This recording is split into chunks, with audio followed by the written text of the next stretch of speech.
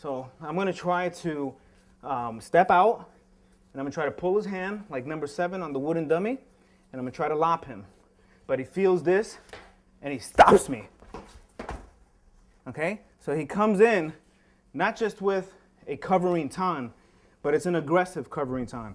See, if he were to, let's say you do a back fist, this is a covering tan. He does it again, this is a covering tan.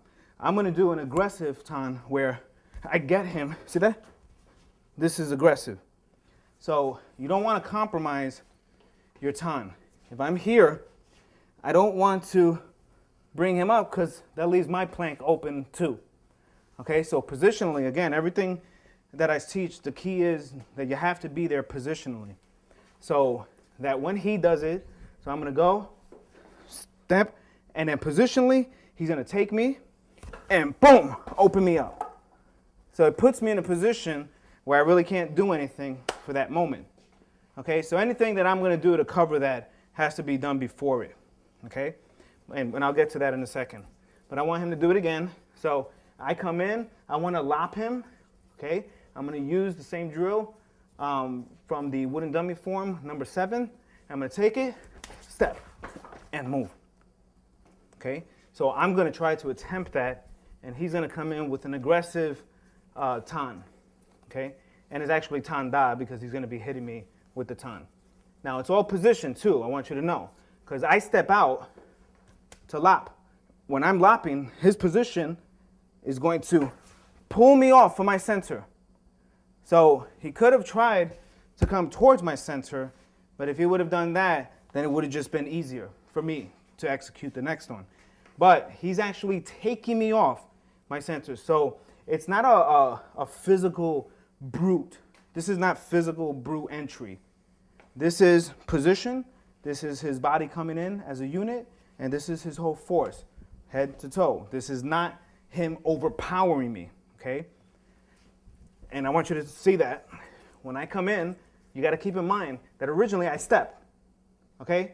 So I try to take the first step in breaking the center line. So I go to grab him, and he comes and he reconnects with his center line and throws me off mine, okay? Now that tan, again, it's not a brute tan, it's an aggressive tan. It won't work if he doesn't step. So I'll show you again that you don't step. It might look on the surface like it could work, and I go like this, and then he tries to use that tan. Now what happens is he left, I left, and I continue, and I go in. And then we have from number 6 of the dummy. Okay? That's if there's no motion. I will go through that again. You didn't come in. So I'm going to do this. I'm going to step, and I go in, but he didn't move. He went through the motion of the drill, but he didn't take position. He didn't take position. Again, I can tuck and go in, or I can do what he was just going to do, or what I originally did, was I tried to take him on that side, I come over, and I take him on this side. Now it becomes even better because what happens is, as we go through any of the drills, if I shoot, he shoots, I shoot, he shoots, and what happens is we get tighter and tighter, and the bow gets knitly tight, okay? So what happens is, if I move in position, I made the first position, so I'm going to do it without you doing your thing. So I go in, he didn't go into position. So, but he still has good reflexes, and he still tries to make it happen. But both of my hands are free. I end up going back to do what I was originally going to do. See, I closed up the gap, and I just took him on the other side. Or if I want to really blast him, then again, I come in, he didn't move, and I go, and I hit and break his ribs. And I have his leg always. You got to notice that my legs are always on the inside of him so that I can sweep him, all right?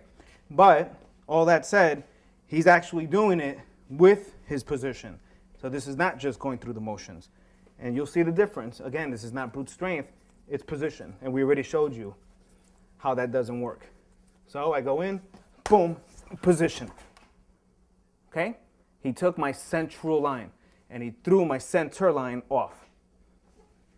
And so, done quickly, you can do this effortlessly. No power, no strength. So we'll do it one more time. He's just going to step. He's going to position. Okay? And I want you to see my position when he gets me and how he breaks my foundation. Okay? Boom, boom. Okay? Look where he's at. If this wall wasn't here, he'll take this leg and sweep me, and I completely fall. Okay?